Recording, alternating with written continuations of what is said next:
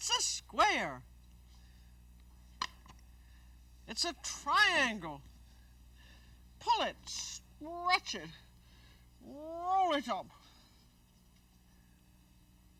Form it into a crescent shape, and it's a French croissant. Today on the French Chef.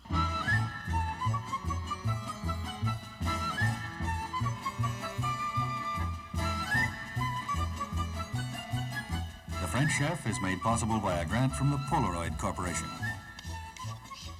Welcome to the French Chef. I'm Julia Child. This is a croissant, a crescent roll, and it's made in a very special way. It starts out like bread dough, and then it ends up like French puff pastry, pâte feuilletée, and it has the lovely, tender, buttery quality. I'm going to open one up. That layers of butter can give it, and yet it has the puffiness and lightness that yeast gives it. It's really unlike any other kind of dough, but Danish pastry, which is very much like it.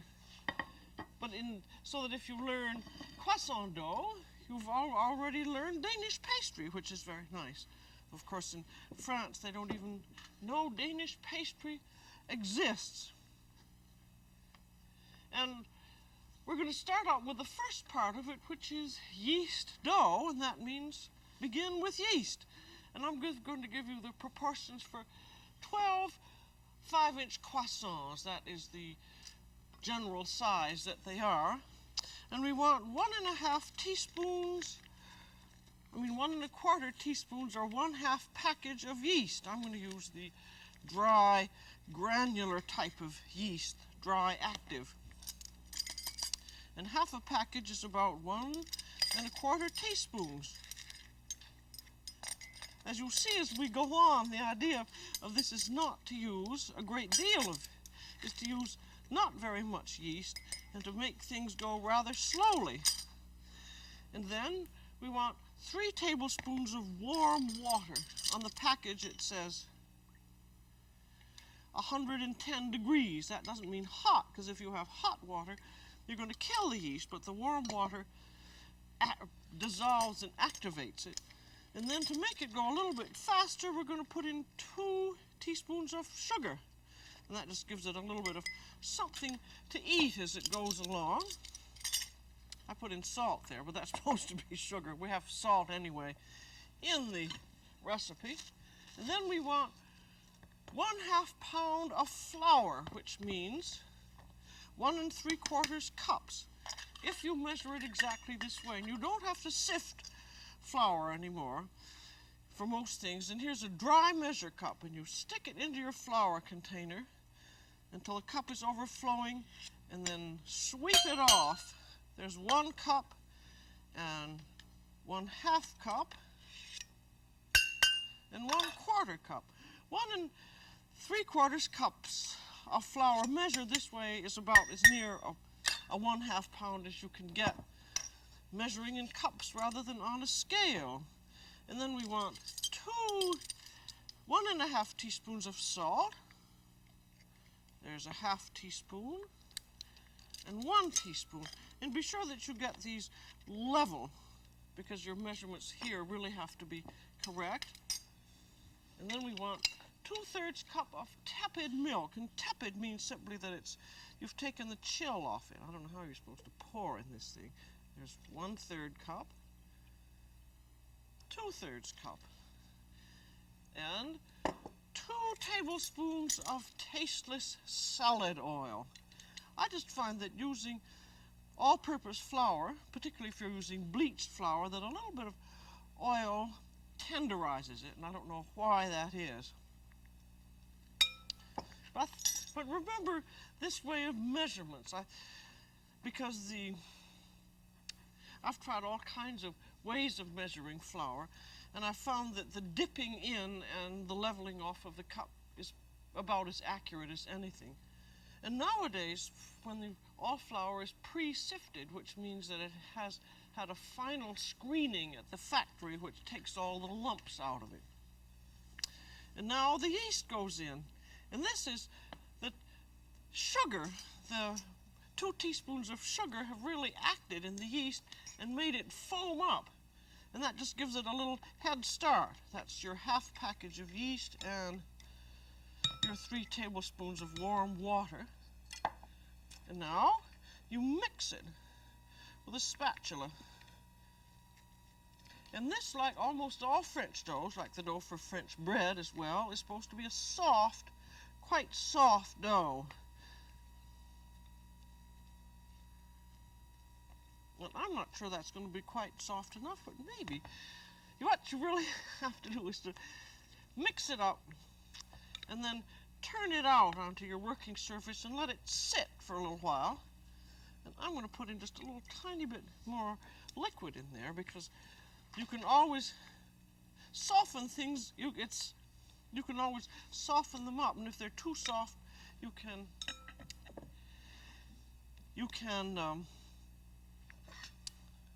always put more flour in if it's too soft, but it has to be of a quite soft consistency. And as you'll see why later when you start to do the special forming that the croissant has, if you have a hard, rubbery dough, you wouldn't be able to do a thing with it. And then after you've let it rest for a little while, start kneading it. Let it rest for about 2 or 3 minutes, and then just take a spatula or scraper and begin turning it. And when it finally gets enough body,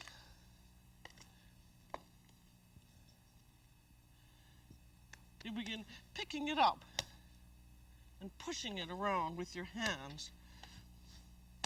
And it's still quite sticky. And the reason that you knead is to distribute the yeast all around through the flour and the sugar and the salt and everything else. And also, and the main function is to moisten all the gluten molecules in the dough, because dough is formed of starch, which yeast eats, and gluten. And the gluten, as you knead it, all the little molecules finally join together and they form a complete mass of interconnected molecules in the dough, which is like sponge rubber.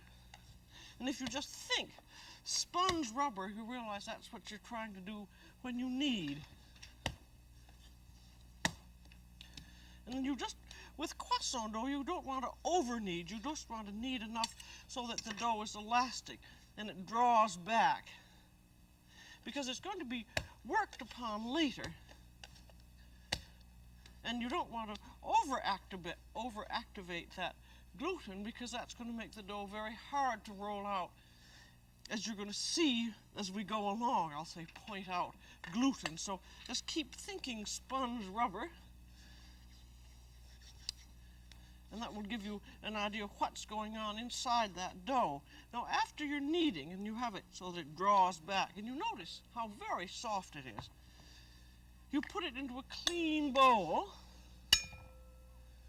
and you let it rise. Now, this is very much unlike any kind of the usual American dough where you grease the bowl and so forth. With this, you don't do anything like that. You just put it in the bowl, and then the gas formed by the yeast is eating the starch in the flour, and as it's eating it, it forms a gas. It's got so much of an appetite, I guess, and that's what pushes the dough up, because the little starch molecules are inside this sponge rubber fabric. And this has to rise to 3.5 times its original height, its original volume. This is about 2 cups of dough, and it has to rise to about 7 cups, or just about up to there on the bowl. And this is a large amount of rise, and it has to be cool, 72 to 75 degrees. If you rise it high, at a high temperature, it goes up too fast and begins to ferment. And at about 72 to 75 degrees is just about right. And then you cover it with plastic wrap, and in a minimum, you should have a minimum of 3 hours. If you let it rise, say in the refrigerator, it'll take a longer time. But look, Here, I'll let you see the difference here. Can you see bubbles all through there? And that's just about 7 times the original volume. And then look at the feeling of it. Has a very soft, spongy feel. So when you're doing yeast, I think it's something you have to do and get the feel and the smell of and the look of. Remember that it's not the amount of time that it takes to rise, it's how it looks. It can take a lot longer than the minimum of 3 hours.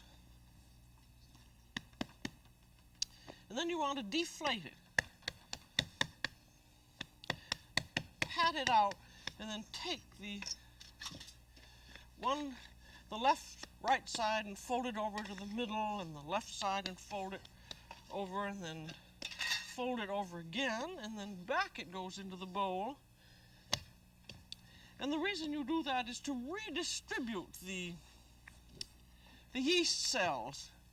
And then you let it rise for a second time. And all of this rising is in the interest of developing flavor and texture.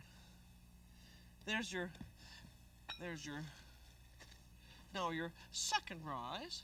And I don't know whether you'll remember how it was after the first, but that has developed a little more texture, and it also has developed a lot more flavor. And I don't know either why. Well, even the yeast companies seem to leave out the effect of the second rise, or the real effect of the yeast on texture and flavor. The second rise at 75 degrees takes about 1.5 to 2 hours. But again, and this only goes to double. But that has a lovely quality. It's still soft, but it's quite a bit less sticky. And at this point, you want to wrap it up and refrigerate it for about half an hour or so. And then you're ready to start in with the second part of it. So that's where your dough ends, and I'm going to leave that mess, then move over to a clean place. That's where your dough ends and your puff pastry technique begins. Now here, that's cold dough. That's well rested. And now we have butter. Excuse me, I'm going to have to go to the refrigerator. I forgot to bring it out. But this is to remind you that we have to have cold butter for this. And you're going to have to work it just the way we work the puff pastry butter. And that is that you have to have the butter cold yet malleable. So that means you take the heel of your hand and you just smear it out and you work it. And this is a very important part of the recipe, that you work the butter so that it will be able to roll out in the dough. And I just see smearing it there. So it's still cold, but I can still work it. And then you take your dough and you push and pull and pat and roll that out into a rectangle. If you remember our puff pastry show, this is just exactly the same thing, except it's yeast dough. And you want this about 14 by 8 inches. And then you take your butter and you spread it over the top 2/3, or the upper 2/3, using your finger and your scraper. And the reason we're using this system is because you've got, with American flour, which has quite a higher gluten content than, say, than French flour, you don't want to work your dough any more than necessary. So just by the pulling, patting, and the spreading of this first layer of butter, that doesn't activate the gluten. Now you're going to fold it up, take the bottom third that's unbuttered, fold it up to the top. You notice there's about 1/4 inch unbuttered border all around. And then take the top buttered third and fold it down down to the middle, rather like folding a business letter. Then rotate the dough and the top flap is to your right. That's called the first turn. Now we have turn number 2, and we roll it. You roll it again into a rectangle. So much in dough work seems to be rectangular, doesn't it? That seems to be the easiest way to roll things.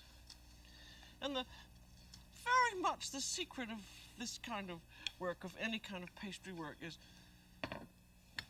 not trying to hurry it. Give the dough enough time to relax, and also keeping everything very cold. So you've got cold flour, cold butter, then fold it again in 3. And that is turn number 2. And this is to be wrapped, floured and wrapped.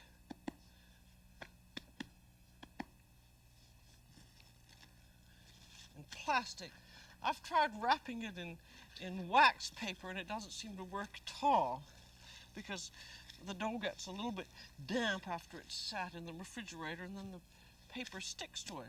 And if you're going to make several things, mark it with a big marking pencil showing that you've had 2 turns.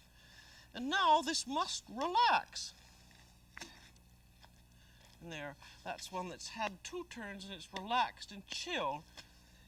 And for about an hour, I think, if you try to, say, only let it rest for 20 minutes, it's just very, very difficult to work. And if you let it rest a little longer than an hour, you should weight it down. And maybe you might have to beat it a little bit if it's cold, and then roll it again into a rectangle. Exactly the same way. Then all the time that you're doing this rolling and folding, you're building up butter layers. If it sticks a little bit, that's all right. Just flour it again. And again, you're having that same roll over, and turn it book opening fashion and roll it again. But as you see now, as I'm beginning to roll it, the dough is beginning to retract a little bit, beginning to get recalcitrant. And that's one of the reasons why you have to have all of this resting. As we've said before, I think, with doing the puff pastry, that dough and the gluten in it is like a prima donna. It's got to be rested and chilled and taken care of. Now we have the final fold in 3, and you have your 4 turns now, and that's all the amount of the rolling and folding that you need. But again, it now has to rest. And that's your 4th turn, and that's all it has. And this again has to be wrapped up. And again, a rest of about 2 hours before you can form it. And I want you to see the layers here. See, you've got, this is folded in 3, and this, it's been folded and rolled in 3 4 times, and that makes 72 layers of butter between 73 layers of dough. So that's one thing, one reason you have such a lovely tender quality. But as you can see, if you tried to do much with it now, it's soft. You would just have, you'd have a real mess. And at this time, you can freeze the dough. As a matter of fact, you can freeze yeast dough. There we have 4 rolls, and it's all rested. You can freeze yeast dough practically all along the way. As soon as you freeze it, the yeast action stops. And then when you defrost it again, you can start up again. So now we're finally ready to do the croissant. And this type of croissant is called the croissant de boulanger, because it's made out of yeast dough. And there are some that are made rather like brioche, that don't have this fancy kind of rolling, but I don't like it that much. I think I like the yeast dough one the best. I think it's the most interesting, and it's certainly the most fun to make. Now, with this, we want to roll this chilled dough out into a rectangle, and we're going to cut it into 3, and then we're going to form 12 croissants, as you will see. So I'm rolling this out.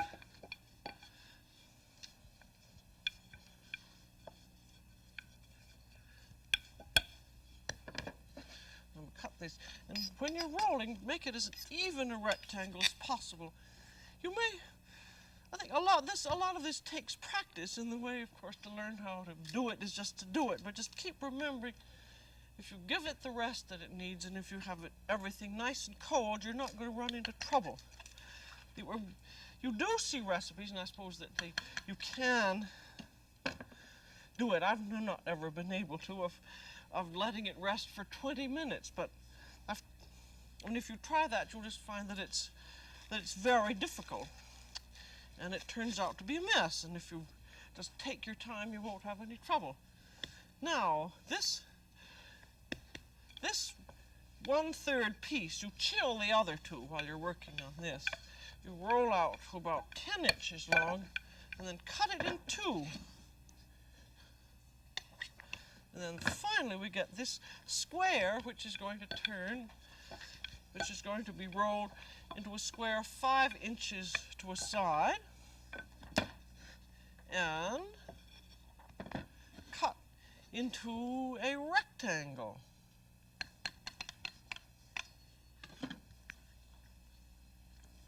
There you've got 2 rectangles, and each one of those is going to be going to turn into a croissant. So you have to roll it out a little bit to stretch it, and make one large end a triangle, not a rectangle. Oh well, you can tell what I'm doing if I give the wrong name. There, now, there's your large end, so stretch it between your thumb and finger, and start rolling it up. Then pull this other end out, and then push it up with one hand, and there you are. And we'll do another one. There's your triangle. So enlarge one end and roll out a 3rd end long. Then the 2 big ends, stretch out, pull out a little bit, and start rolling them up. And then pull out this end a little more.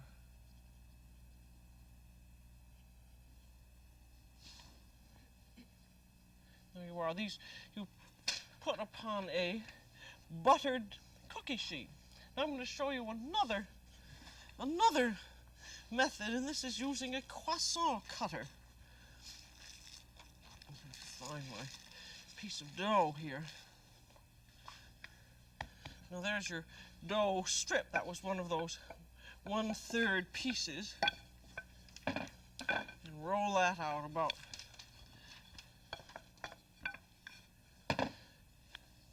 about 12 inches long, and then here's your croissant cutter, just a whirligig, and you lay it at one end. It isn't quite wide enough there. You see that cuts the triangles very neatly. I'll just roll you up one. You do the same thing then. You stretch it, pull the tongue, and roll it up. And then these go on a buttered cookie sheet. And you always want to have the tongue down, and then they have to rise. And you cover them with a floured piece of plastic, and you let them rise about 1.5 hours to 2 hours. And here they are risen, and you can compare the difference between the risen and the unrisen. And these are now ready to bake, and you paint them with egg glaze. That is 1 egg beaten with 1 teaspoon of water. I'm doing these terribly fast, but I've got to get these into the oven. You will paint them a little bit more neatly than I did. Nicely glazed with egg, and then they go into a preheated 475-degree oven for about 12 minutes, 12 to 15 minutes, and it's in the lower middle of the oven. And when they're done, after 12 to 15 minutes, they look like this. Now here, if you can see the difference between there's the unrisen, and here are some risen ones. And there, here, I'll leave that there to remind you. As you see, they rise really about triple, and then they rise even more when they're in the oven. And if you don't let them rise enough, they're not going to be light enough. So that be sure that when they're risen, you feel it, and it has a lovely, soft, puffed feeling. And that's the most important thing. I mean, and each time that they rise, be sure that you get that feel in your hands. Now, we're going to have a continental breakfast in the French style with cafe au lait. And here is hot coffee in one pot and hot milk in another. And you pour them in together, half and half. And a nice bit of sugar. And there's your croissant. And the great thing about croissant is that you don't need to have any butter, just a nice bit of jam, and put the jam on the croissant, and there's your coffee. And you got your newspaper. And it's such fun to have your own croissants, and the great thing about them is too that you can freeze them and just pop them in the oven for about 10 minutes, and they're all hot and fresh again. You want them to be very fresh, so if you're not going to eat them right away, as soon as they're cool, freeze them, and they just keep for weeks, and they're simply beautiful. And I really think, just to look at this croissant, it's so interesting to make. And you've got the fun of making the dough, and then all of that fancy rolling and folding of puff pastry. And it's so absolutely delicious to eat. And it's no wonder that the croissant has made France famous. So that's all for today on The French Chef. This is Julia Child. Bon appétit.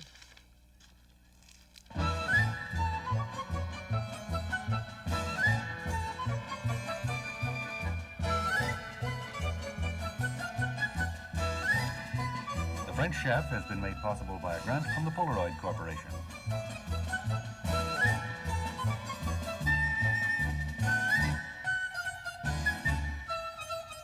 Julia Child is co-author of Mastering the Art of French Cooking, Volumes 1 and 2.